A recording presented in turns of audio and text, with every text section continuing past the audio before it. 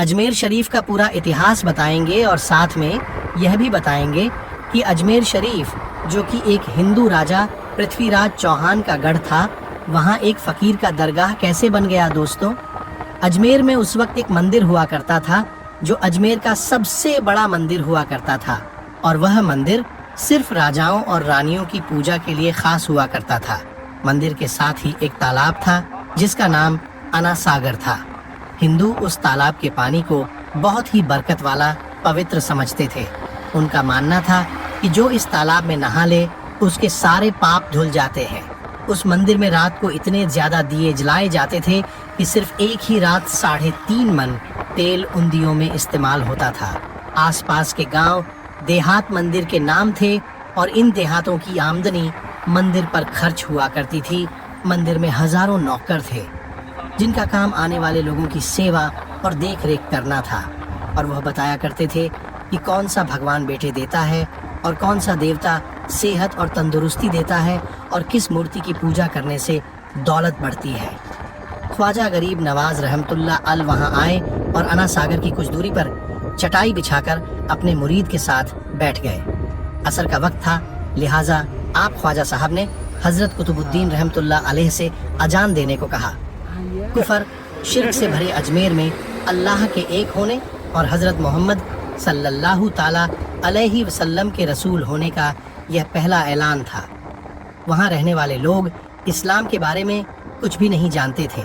चुनांचे अजान की आवाज़ सुनकर वह हैरान हुए और अपने घरों से निकलकर सब ख्वाजा गरीब नवाज और उनके मुरीद को देखने लगे, और अना सागर के पास भीड़ लग गई।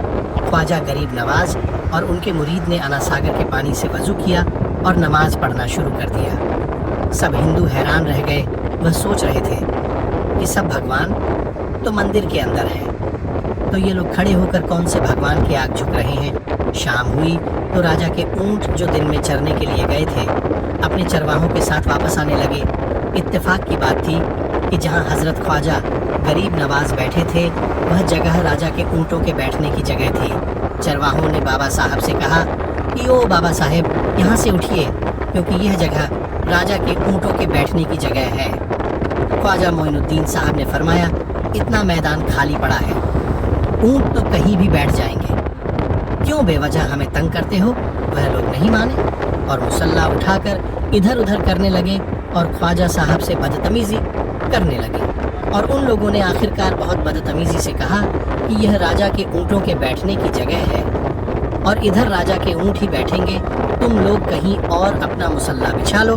आखिरकार आप ख्वाजा साहब ने उठते हुए हजरत कुतुबुद्दीन से फरमाया, उठो कुतुबुद्दीन, ये कह रहे हैं कि ये ऊँटों के बैठने की जगह है, तो चलो मैं कहता हूँ अब यहाँ सिर्फ ऊँट ही बैठेंगे। यह कहकर आप ख्वाजा साहब अपने साथियों समेत वहाँ से उठ गए, और अगली सुबह जब ऊँटों को चराने के लिए ले जाने का वक्त आया और चरवाहों ने ऊँटों को उठाना चाहा तो उन्हें पता चला कि ऊँट उठ ही नहीं पा रहे हैं।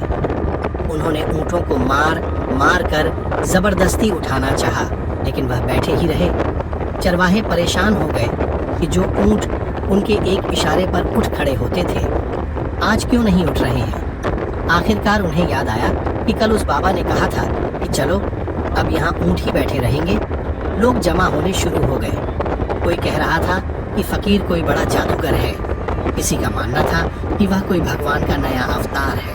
बात राजा पृथ्वीराज चौहान तक जा पहुंची कि एक मुसाफिर फ़कीर ने राजा के ऊँटों पर जादू कर दिया है। राजा ने हज़रत ख्वाजा मोइनुद्दीन चिश्ती को खबर भेजा कि तुम कैसे फ़कीर हो जो बेज़ुबानों को बांध रखा है, ये बेचारे भूख और प्यास से मर जाएंगे, इसलिए मेहरबानी करके अपना जादू वापस ले लो। ख्वाजा साहब ने फरमाया, हम मुसलमान हैं और मुसलमान बद्दुआ नहीं करते और ना जादू करते हैं। ऊँट जिसके हुक्म से बैठे थे उसी के हुक्म से खड़े हो जाएंगे। अब जो जाकर चरवाहों ने ऊँटों को उठाया तो पहली बार में खड़े हो गए। गैर मुस्लिमों की दिलचस्पी इन मुसाफिरों में बढ़ने लगी। अब 5 वक्त की अजान होती और नमाज अदा की जाती। आखिरकार राजा तक यह बात पहुंच गई और उसको शिकायत की गई कि राजा साहब जो फ़कीर आए हुए हैं सब के सब मुसलमान हैं। 5 وقت اذان دیتے ہیں اور ہمارے پوتر تالاب میں ہاتھ منہ دھو کر گندا کرتے ہیں۔